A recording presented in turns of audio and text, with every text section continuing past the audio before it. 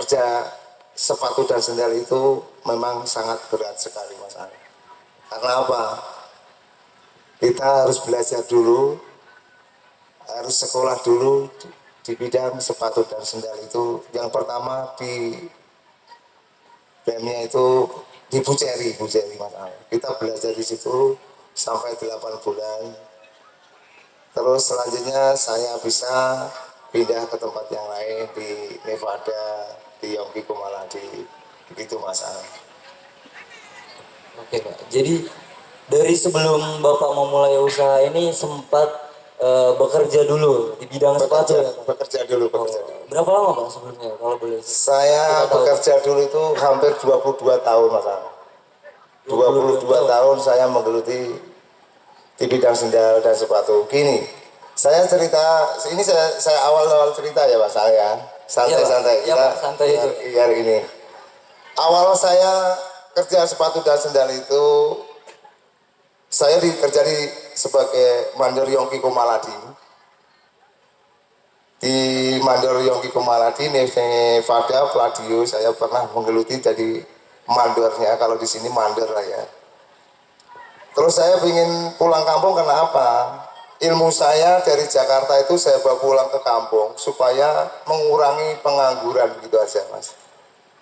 Jadi saya buka usaha di kampung dari sepatu dan sendal itu untuk mengurangi pengangguran anak-anak muda yang sekarang ini Mas Ang. Begitu juga saya niatnya tulus untuk membantu orang-orang yang pengangguran. Mulia sekali memang ya niatnya dari Pak Erian ini, Pak Lasmir ini. Oke Pak, dari banyak produk nih Pak, kan yang pelaku UMKM ini banyak produk Pak, ada baju, ada makanan.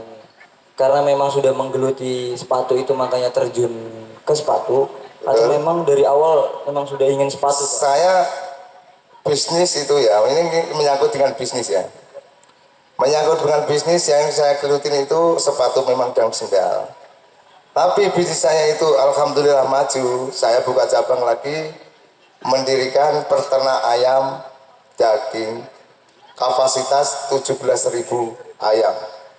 Sekarang alhamdulillah minta doanya semua teman-teman UMKM. Sekarang lagi membangun lagi kapasitas 20.000 ayam. Itu yang saya geluti dari awal itu sepatu dan sendal. Kenapa kita pengen maju? Intinya kita kerja keras. Jangan menyerah. Enggak, ibaratnya gini Mas Al. Ya. Kepala tinggu sikil, sikil tinggu kepala. Itu saya. Karena saya ingin sukses. Orang kalau malas, suksesnya akan tertunda. Tapi orang kalau rajin, insya Allah pasti jaya. Gitu aja. Itu yang pengalaman saya. Kalau menurut pengalaman saya, mungkin orang-orang KKN mungkin lihat saya sangat berat sekali ya. Dari awal saya belajar itu tanpa digaji. Bahkan niat saya untuk bisa. Kita raih dulu pengalaman. Masalah duit Mas Al. Kalau kita udah pengalaman, mungkin duit nyari kita sendiri. Bukan kita ngejar duit, tapi duit ngejar saya. Bagaimana caranya begitu Mas Al? Bingung Mas Al kan? Bingung. Nah, kalau kita bisnis itu Mas Al, memang merintisnya tuh dari awal kita harus kerja keras. Kita memang ngejar duit pertama, namanya ngejar duit itu ibaratnya gini Mas Al. Kita ikut kemana aja, ada acara ini ikut kemana, itu ngejar duit. Tapi sesudah kita udah tahu kalau di sana produksi sepatu dan sendal, itu akan datang sendiri duitnya. Pak, saya pesan sekian klosin, sekian kodi, itu kan datang Mas Al. Bukan kita nyari, tapi dia mencari saya, gitu loh Mas Al. Itu namanya kita bisnis untuk mengejar persaingan yang memang sangat ketat. Kalau bisnis kita jangan nyerah, namanya rezeki sudah ada yang ngatur semua. Betul Pak. Persaingan tetap ada, sepatu dan sendal insya Allah tetap ada. Kalau di Blora mungkin adanya saya. Kalau di Blora, kalau di tempat lain mungkin banyak saingannya. Gitu. Kalau persaingan bisnis saya ayam, ini menyangkut dengan ayam. Persaingan sangat banyak sekali. Tapi kita nggak takut gitu loh. Nggak takutnya apa? Orang kita lihatnya itu persaingan dengan sehat kita malah senang. Jangan persaingan dengan iri, itu akan bahaya buat kita sendiri. Gitu. Mungkin ada pertanyaan lagi Mas monggo. Oke Pak. Dari tadi kan kita tahunya nih Pak sudah melesat ya Pak. Kayak, Ya nih. udah banyak yang tadi yang sedikit diceritainnya tuh yang sedikit diceritainnya bahwa udah bisnis ayam sampai 17.000 ekor ayam ya Pak. Betul, ini mau bikin lagi, sekarang udah mulai bangun lagi, kapasitasnya insya Allah 20.000 ayam. Makin melesat ya dan semoga lancar ya Pak. Amin. Amin, amin ya Rabbal Alamin. Nah, mungkin teman-teman di sini mau mendengar lebihnya jatuh bangunnya Bapak sampai sebelum bisa sesukses ini dan semaju ini Pak. Jadi dulu sampai bisa produk Gemaripa ini Pak ya. Iya, Karena betul. produk Gemaripa yang sepatu ini bisa dikenal sama teman-teman dan warga Blora ini seperti apa bisa dikenal gitu dulu. Jadi mengenalkannya dari mana Pak, terus sampai bisa kepikiran untuk kembali ke Blora padahal di Tangerang memang sudah cukup Betul, maju betul. atau di Jakarta atau Tangerang sana sudah cukup maju. Akhirnya memilih untuk kembali ke Blora, pulang Iya. ke halaman kampung halaman sendiri dan Betul. membangun di tanah kelahirannya sendiri. Betul, betul. Pilihan-pilihan seperti itu kan sulit Pak. Jadi bagaimana cara bisa bertahannya Pak? Gitu. Yang kalau kita mendengarkan bahwa yang pasti kita memang harus tidak menyerah gitu. Tapi dalam kata tidak Betul. menyerah itu bagaimana bisa Bapak tidak menyerah nih Pak? Gitu. Nah, ini ya masalahnya. Kalau namanya usaha jatuh bangun itu udah biasa Mas Al. Jatuh bangun, tapi kita jangan menyerah. Itu kalau menyerah akan gimana ya? Kalau saya nggak menyerah, jatuh bangunnya saya itu sangat-sangat berat sekali. Saya dari Jakarta, intinya mau dulu buka usaha itu sepeda motor, showroom. Pernah buka showroom, ternyata showroomnya bangkrut. Di Jakarta itu Pak. Di sini, di Cepu juga, di Ngerau. Saya sempat buka showroom, ternyata tidak bisa untuk masukan nggak bisa. Terus saya balik lagi ke Jakarta Mas Al, itu derita saya itu. Jadi saya balik lagi ke Jakarta, punya modal lagi, balik lagi ke kampung, buka usaha sepatu dan sendal. Ternyata ya mungkin bukan rezeki saya. Udah saya kirim ke toko-toko, setiap toko saya isi. Ntar bayarnya itu sesudah laku. Nah ternyata di toko habis, uangnya nggak ada. Jatuh lagi saya. Tapi saya mencari modal lagi, ke Jakarta lagi. Saya nggak menyerah. Kenapa? Kalau menyerah saya, kapan baliknya modal saya? Balik lagi ke Jakarta, mencari modal lagi. Nah di situ saya dipanggil ke merek brand Yongki Komaladi untuk jadi staf mandor. Di situ saya bangkit untuk majukan Yongki Komaladi. Terus begitu saya udah, mungkin saya ceritain masalah gaji. Iya Pak. Gaji saya dulu di Yongki Komaladi itu 11 juta. Di tahun berapa Pak? Sekitar tahun 2013-an. 2013-an itu gaji saya 11 juta. Itu gaji saya, belum dapat bonus. Bonusnya aja, berpasangnya juga ada. Tapi kalau bonus nggak saya hitung. Bonus itu nomor 0, kadang dapat, kadang enggak. Tapi gaji pokok saya itu 11 juta. Niat saya untuk gaji, kalau saya ngejar gaji Mas, memang bisa saya ngejar gaji bahkan sampai 15 juta bisa. Bukannya saya menyombongkan diri saya, enggak. Iya Pak. Terus saya pikir lagi, kalau saya kerja memang dari ini ya, orang-orang kampung saya itu saya bawa ke Jakarta. Saya ajarin satu sampai 7 orang di kampung saya menjadi seperti saya. Nah, sesudah itu saya menolong lagi orang Lampung, ada sekitar 15 orang untuk bekerja seperti saya. Terus saya menolong lagi orang Jawa Timur juga ada, orang Wonogiri juga ada, untuk seperti saya gitu. Jadi saya punya ilmu, saya kembangkan untuk orang-orang itu. Nah, yang saya pikirkan lagi, yang tidak mau ikut ke Jakarta karena apa gini ya? Namanya orang kan ada yang naik bis mabuk, mungkin pusing naik bis, pengen belajar ikut saya, tapi dia nggak bisa naik bis, takut mabuk. Itulah untuk membangkitkan pikiran saya. berarti dia ingin benar-benar belajar untuk seperti saya.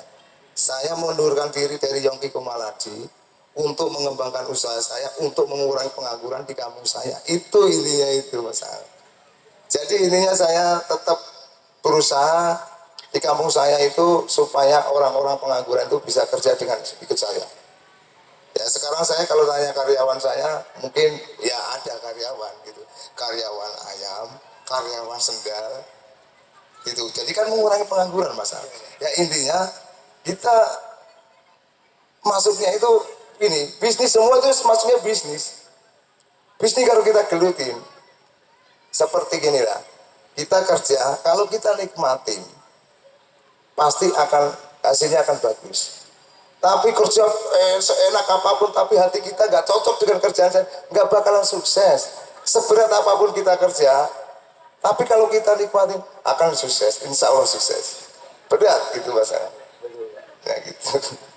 Bukan sebanyak apa yang didapat, tapi sebanyak apa yang bisa dibagi ya Pak. Betul itu Mas.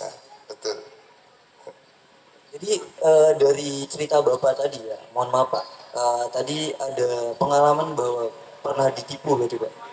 Pernah ada ditipu. Kalau ditipu itu namanya orang manusia itu ada yang jujur ada yang enggak Iya. gitu. Tapi kita intinya hati-hati gitu dengan orang lain. Ya namanya kalau di toko habis duit gak ada, namanya itu apa? Ya mungkin saya ikhlaskan aja. Berarti bukan rezeki saya. Jangan kita pikirkan itu yang duit saya hilang, jangan. Kamu akan kurus. Berpikirnya itu saya harus nyari lagi gitu loh. Itu aja. Oke Pak, dalam bisnis ini kan Pak ya, udah cukup terkenal di Blora ini ya Pak. Jadi udah ada prestasi atau penghargaan yang pernah didapetin belum Pak? Saya pernah dapat penghargaan di Warkudi Balapur Semarang itu ada. Saya pernah dikirim dari Mas Wahyu UMKM Pak Harjo di Tianto, pernah saya dikirim ke Semarang di Balakop kalau nggak salah itu untuk perwakilan di bidang sepatu dan sendal. Ada itu, ada sertifikatnya ada di situ. Saya di situ juga bergelutnya sepatu dengan sendal. Tapi namanya kita ada narasumber, kita juga menghargai narasumber. Mungkin ya dia yang mengajari saya, tapi saya narasumbernya telah bisikin saya, Pak tolong saya bantu. Tapi saya tetap menghargai dia, orang namanya dia narasumber, tetap saya nggak mau, ya setinggi-tingginya langit, masih ada yang tinggi lagi ilmu itu gitu aja. Kemudian Pak, dalam berbisnis ini kan tidak hanya perihal jual dan membeli ya Pak, tapi ada manajemen dalam bisnis ya Pak ya. Saya pasti ada Ya. manajemen. Kalau manajemen Bapak sendiri seperti apa tuh Pak? Ya manajemennya ya mungkin orang berbeda-beda lah ya. Manajemen saya itu hitung-hitungan itu sangat jeli sekali, sangat jeli lah gitu. Kita beli bahan. Kalau kita gini loh Mas, ya. Memang saya kalau barang saya ini sepatu dan sendal ini pasti di bawah rata-rata harga toko. Mungkin di bawahnya sekali. Karena apa? Saya kerja sendiri, anak buah saya jual sendiri kan begitu kan. Kalau manajemennya ya intinya kita keluaran berapa, kemasukan berapa, ya itulah manajemen saya. Cari bahan berapa itu manajemen saya itu. Gitu. Benar-benar meledaknya sepatu Gemaripa atau merek Gemaripa ini tepatnya kapan Pak?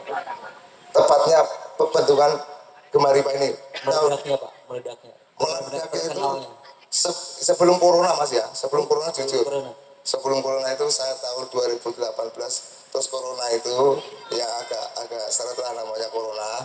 Terus tapi lewatnya online ya. Marketing saya itu bukan 1, 2, 3, bahkan marketing saya itu ada sekitar 17 orang. Marketing itu dalam lewat sekarang barang canggih semua Mas. Iya, betul. Semua pakai digital gitu kan. Tapi saya nggak bisa. Kenapa? Jujur, saya SDM saya sangat rendah. Saya lulusan SD Pak. Tapi kemungkinan namanya nasib orang kan berbeda-beda. Cuma saya orangnya supaya sukses harus rajin bekerja. Itu Mas Sofirin. Itu teman saya Mas Sofirin. Namanya sama. Mungkin ada pertanyaan lagi Pak? Dari bisnis ini kan Pak awalnya ya Pak belum banyak yang tahu dan sampai tahu tuh pasti ada kepercayaan dalam produknya, dalam eh, sepatu Bapak atau Gemari Pak ini. Nah, untuk mempertahankan dan membangun kepercayaannya itu Pak, itu kan cukup sulit Pak. Kualitas lah.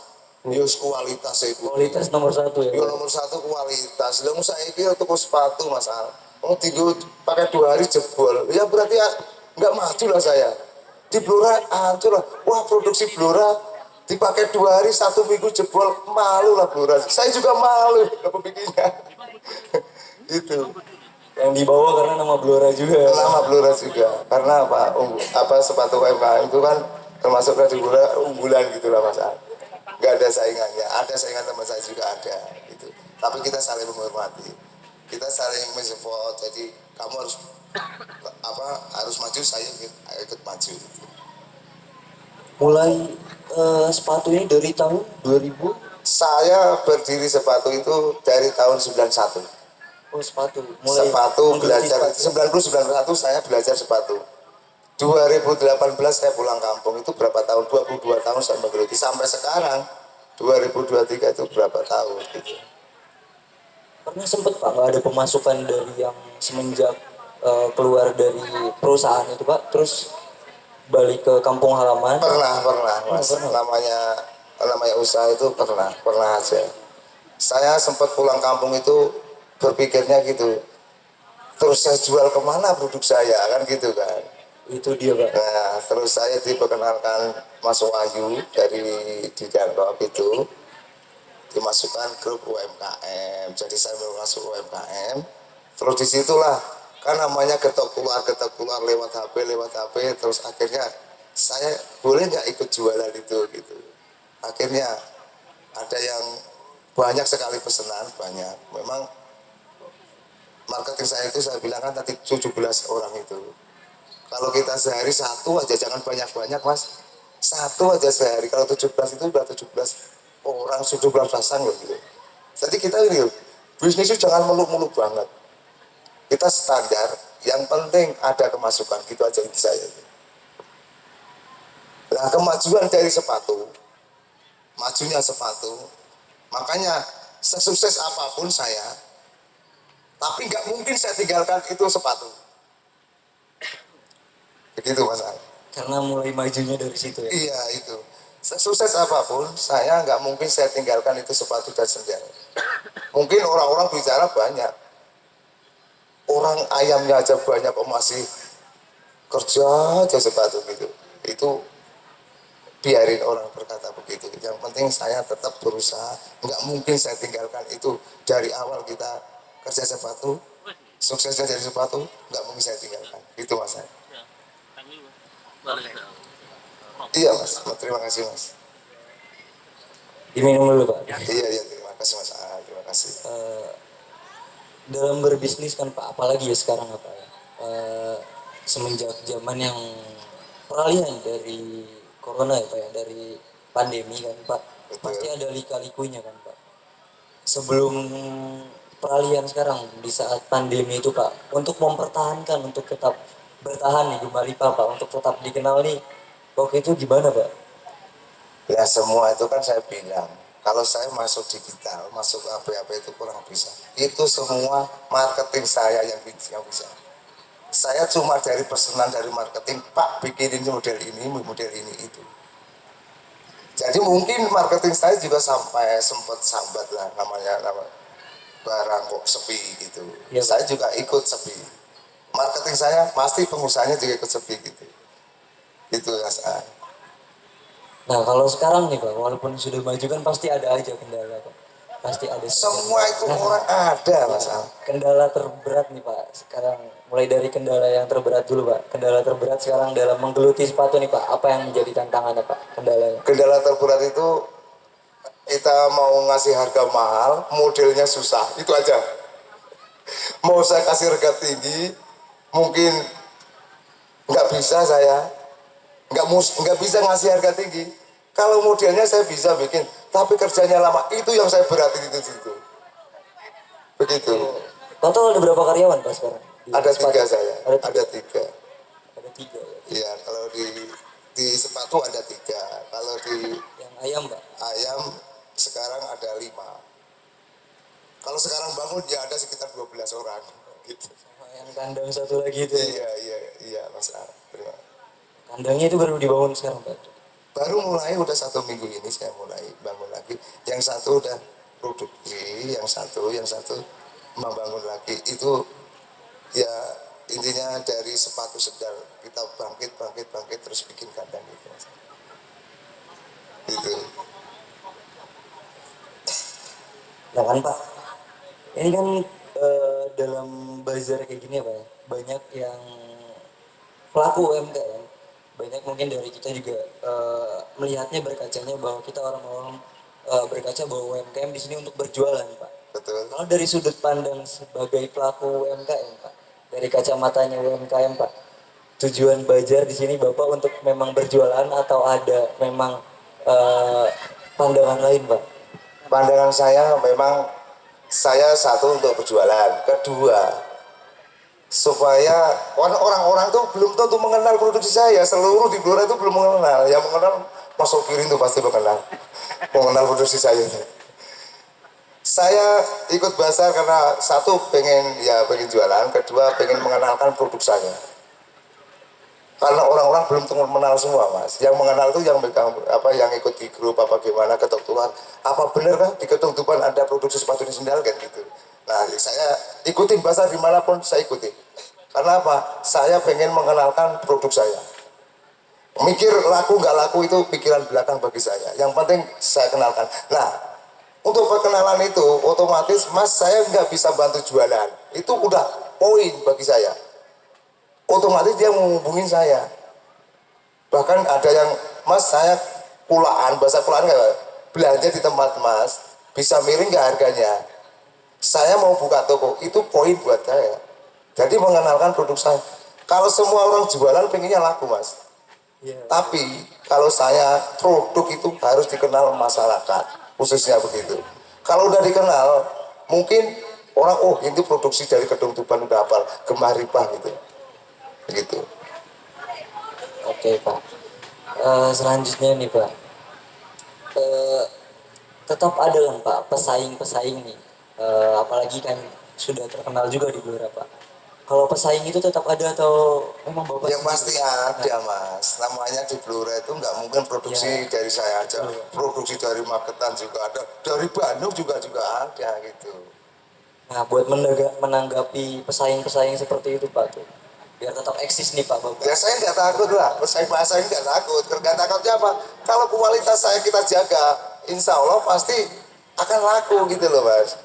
Kalau kita nggak waspada itu dipakai 1 minggu 1 bulan jebol, ya nggak laku lah, kalah dengan pesaing di luar yang jualannya di Blora gitu. Tapi saya nggak takutnya apa? Saya yakin produksi saya lebih bagus dari dia gitu loh Mas. Punya keyakinan gitu.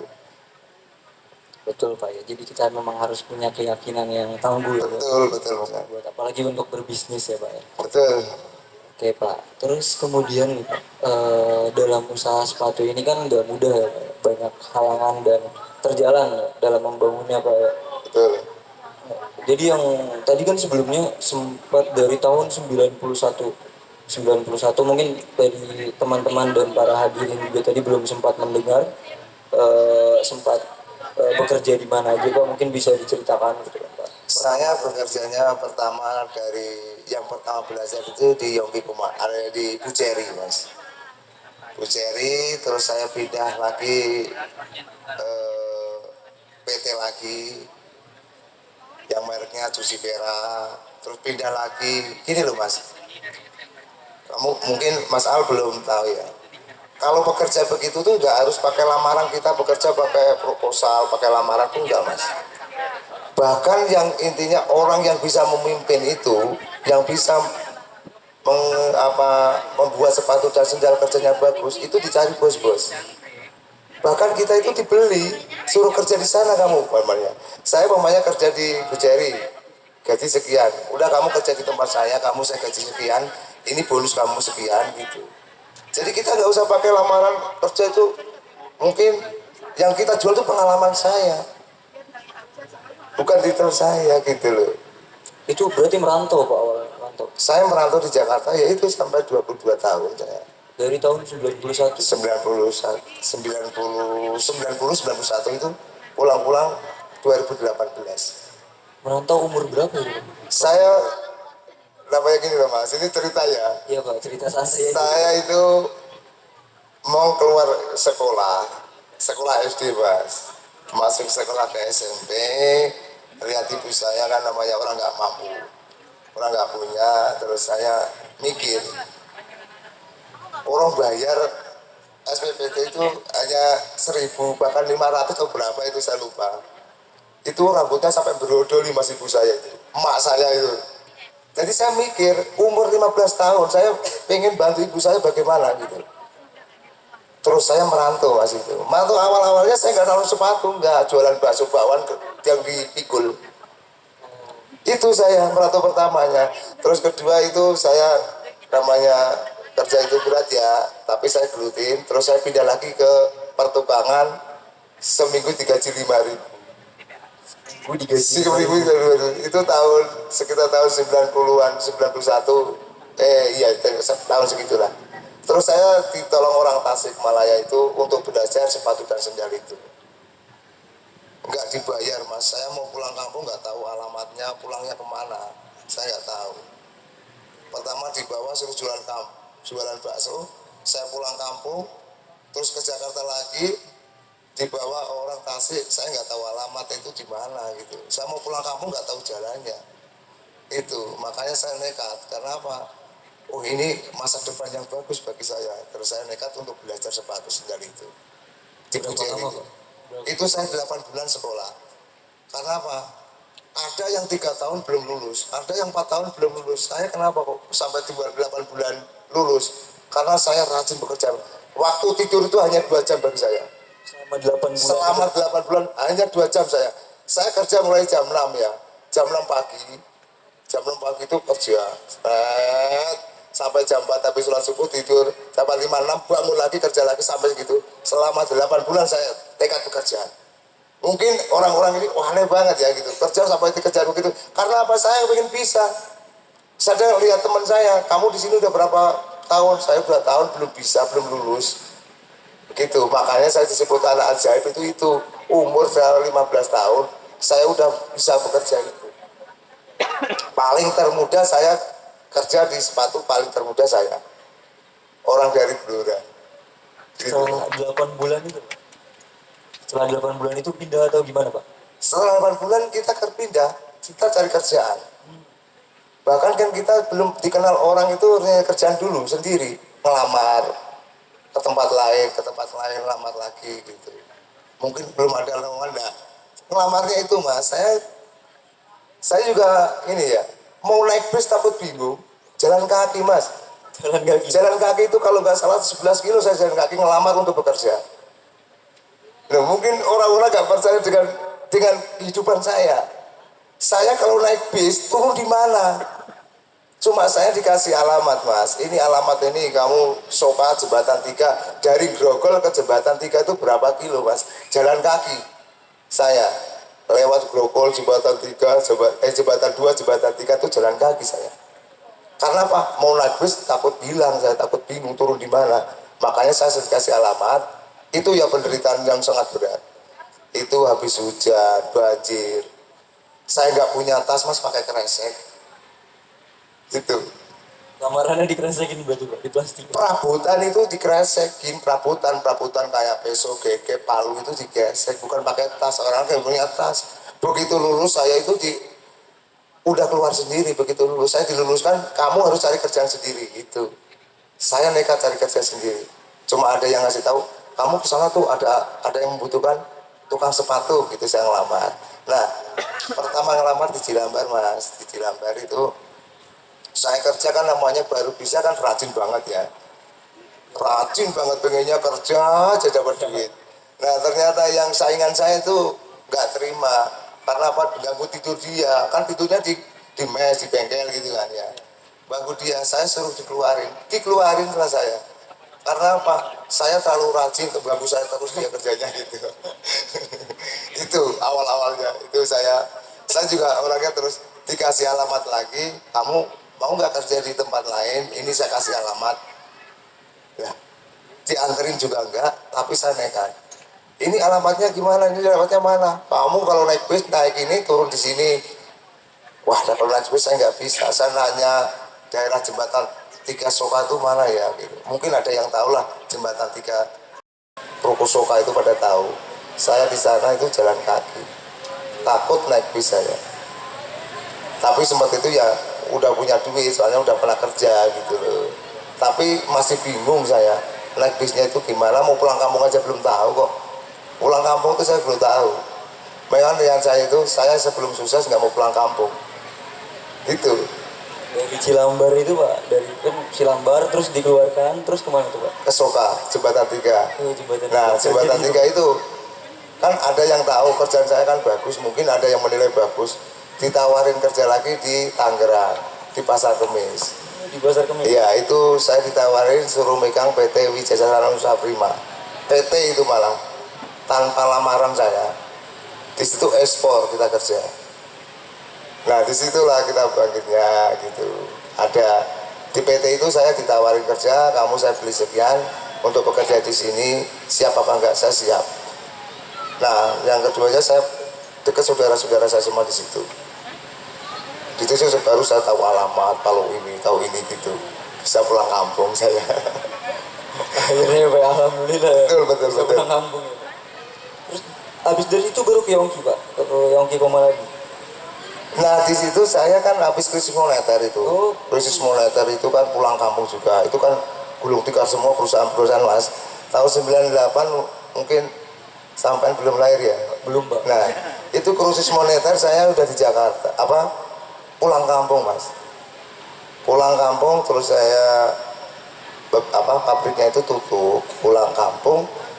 Di situ ada yang main surat Mas, dulu nggak main HP. Alamat saya tahu dikirim surat. Sampai ke pos dibaca Mas saya, kamu mau nggak kerja di Cilambar lagi gitu. Mau saya gitu. Nah, di situ kerja lagi, di situ dapat 2 tahun. Saya ditawarin di Nevada Semarang. Nah, gitu, Nevada Semarang sini ya, di deket stasiun Poncol situ, belakang Tanah Mas di situ. Saya keluar di situ 2 tahun. Nah, di situ saya ditawarin lagi terus megang Yongki sampai tahun 2018 itu. Yang terakhir berarti Yongki. Iya, Yongki saya terakhir, Yongki Komaladi saya terakhir. Yang di Nevada itu lumayan juga deket Mas, pulang kampung juga deket naik kereta. Tapi saya pengennya di Jakarta karena apa? Saya tahu udah seluruh sekian tahun saya di Jakarta gitu. Hanya pindah ke Yongki Komaladi. Pindah ke Yongki Komaladi, terus terakhir di Yongki Komaladi, terus pindah tadi di Cepu sampai sekarang. Belum ke Jakarta lagi Mas. Gitu Mas. Tapi emang ada niatan lagi Pak ke Jakarta? Nggak ada Mas. Insya Allah nggak ada. Kalau ke Jakarta mungkin main-main ke saudara gitu. Ya Pak. Dan sekarang namanya bisnis sudah mulai berkembang. Saya tetap menetap di kampung saya. Jakarta kan ke Tangerang main ke rumah saya Pak. Insya Allah Mas Ar, Insya Allah. Mungkin terakhir ya Pak ya, ada sedikit satu patah kata motivasi atau penyemangat buat teman-teman saya juga yang masih muda, yang masih semangat juga. Buat para pelaku UMKM juga yang ada di sini untuk tetap bisa semakin berkembang juga, mungkin ada Pak sedikit Motivasi untuk KKN semua ya, untuk UMKM ya. Motivasi saya, dorongan supaya kita semangat gitu aja. Intinya kita itu jangan malas gitu Mas. Jangan takut saing. Jangan malas, jangan takut saing. Supaya kita pengen sukses, harus semangat bekerja gitu aja Mas. Motivasi saya, namanya bisnis pasti banyak kendala, banyak ini. Kita jangan takut bersaing dengan produk yang lain gitu Mas. Itu aja motivasinya saya supaya KKN dari Yogyakarta bisa semangat. Apabila gini ya Mas ya, apabila namanya kita usaha takut dengan bersaing, mungkin males dia. Tapi kalau dia nggak takut bersaing, mungkin semangat. Begitu aja Mas. Terima kasih Pak, banyak yang sudah diobrolin ternyata. Selanjutnya sebelum kita akhiri dan kita tutup ini, selanjutnya ada penyerahan sertifikat dan kepada pembicara dan foto bersama terlebih dahulu. Kepada selaku yang MC mungkin pembawa acara.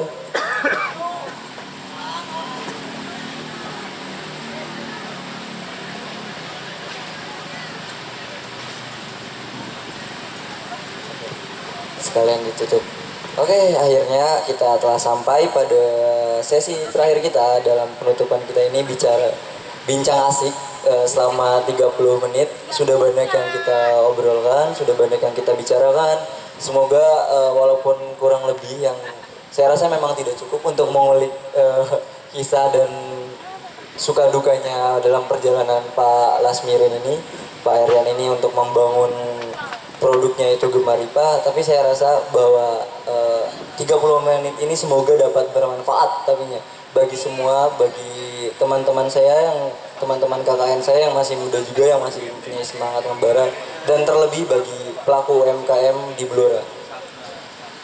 Apabila dari saya selaku moderator mewakili seluruh panitia yang bertugas memohon maaf apabila ada sikap dan tutur kata yang kurang berkenan di hati para hadirin semua.